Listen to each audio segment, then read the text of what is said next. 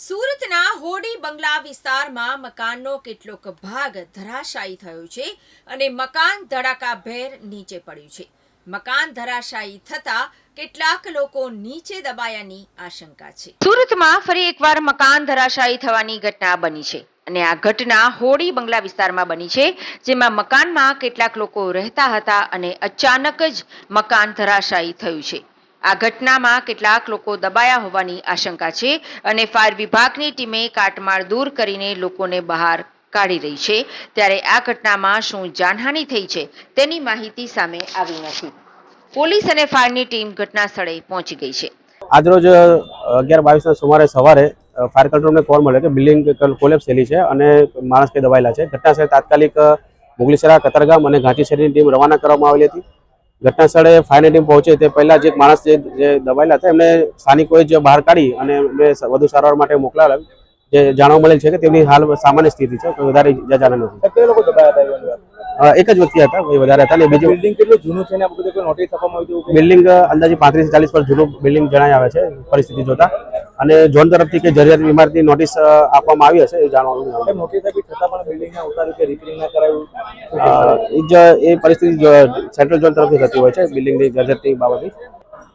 આજ રોજ police control મારફતે લાલગેટ પોલીસને કોલ મળેલ કે હોડી બંગલા નજીક મલિક બાવા કોમ્પ્લેક્સનો એક સ્લેબ ધરાશયી થયેલ હોય।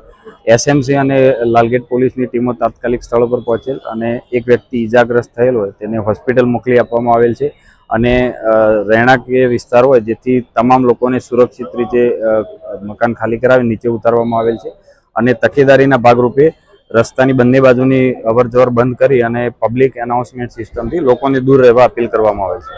સમગ્ર ઘટનામાં સુરત કોર્પોરેશનની ટીમે તપાસ હાથ ધરી છે।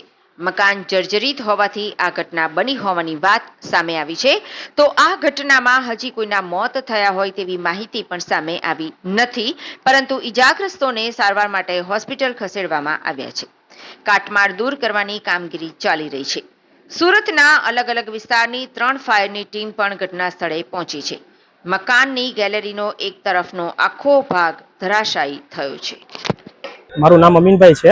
અરુણભાઈ, કઈ જગ્યાએ શું ઘટના બની? આ હોડી બંગલા સ્કૂલની પાસે સુરત ટોબેકો છે ને, તે બિલ્ડિંગની અંદર ઉપર આખો કાટમાળ અડધો નીચે પડેલો છે। 11 વાગ્યા સમય આસપાસ અમે અંદર ગલીમાં હતા, એકદમ જોરદાર અવાજ આવ્યો એટલે અહીંયા આવીને જોયું ને એટલે આ રીતનું બધું બની ગયેલું હતું। એટલે તાત્કાલિક આવી અને અમે લોકોએ બધું આગુ પાછું કરવાનું ચાલુ કર્યું। અંદરથી 3 થી 4 જણાને અંદરથી કાઢેલા અને એક છોકરો પણ સામેલ હતો, એને તાત્કાલિક પછી હોસ્પિટલે મોકલ્યા અને એક ફાયર બ્રિગેડમાં મેં જ ખુદે ફોન કરેલો અને તરત ફાયરની ટીમ ને પોલીસની ટીમ આવીને પછી એ લોકોએ કામગીરી બધી એમના હેઠળ લઈ લીધી। જે અવાજ આવ્યો ત્યારે કઈ પ્રકારની પરિસ્થિતિ? એકદમ અફરાતફરીનો માહોલ હતો અહીંયા અને કાંઈ શું કરવું એવું કોઈ નહીં થયું, પણ ફટાફટ પબ્લિક ભાગ્યું ને બધું આગુ પાછું કરીને અંદરથી ચારક જણાને અંદરથી કાઢ્યા। કોઈ જાનહાનિ થયેલ નથી, પણ થોડીક નાની મોટી ઈજા થયેલી હતી એ લોકો।